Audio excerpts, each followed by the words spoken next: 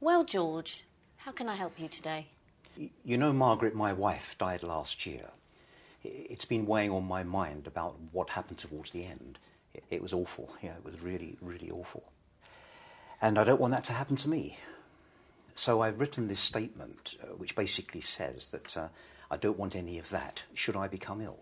And I'm hoping that you'll witness it and make it official. What was it about what happened to Margaret that made you feel so strongly? Well, every day I visited her in hospital, she was hooked up to something. You know, wires, tubes, needles. And then they wheeled in the big guns when they tried to resuscitate her. But she died. It was all for nothing, a total waste of time. And I don't really want that to happen to me. When I'm dying, I want them just to let me go. When your time's come, your time's come. So you've written a statement. May I have a look? Yes. This is an advanced statement of my wishes. If I am taken ill, I want to be allowed to pass away naturally and not be resuscitated. Yes. Does that sound okay? I can see that what happened to Margaret was very hard for you to bear, but, you know, your situation is very different from Margaret's.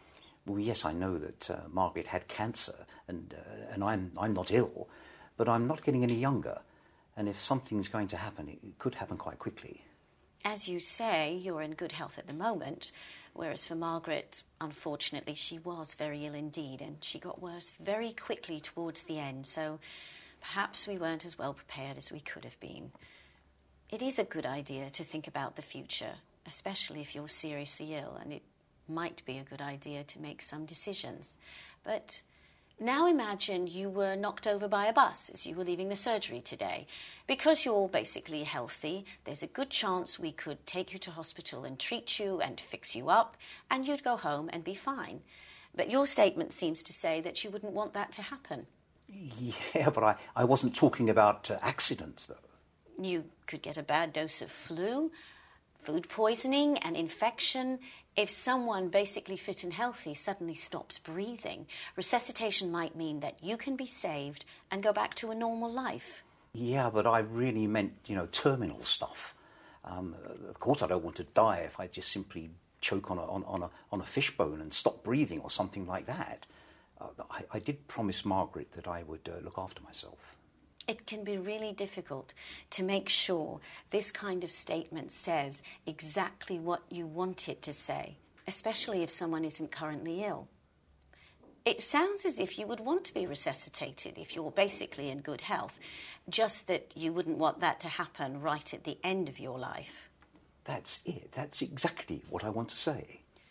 Well, George, it might be best if we were to revisit this at a later date if you do get a serious illness.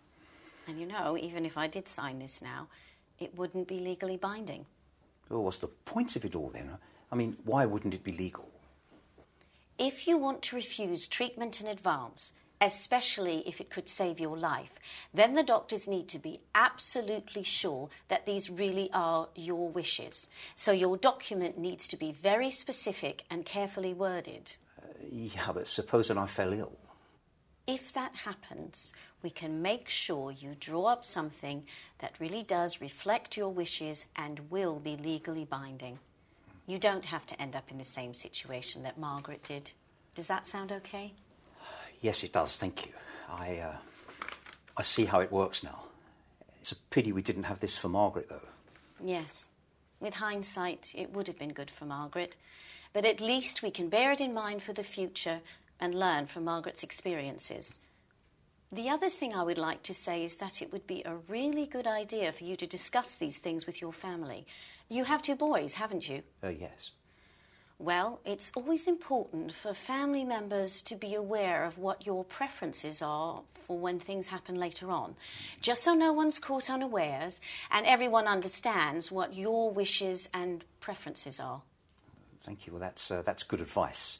I shall certainly speak to my sons, and I'll have a chat with my sister too. That's great.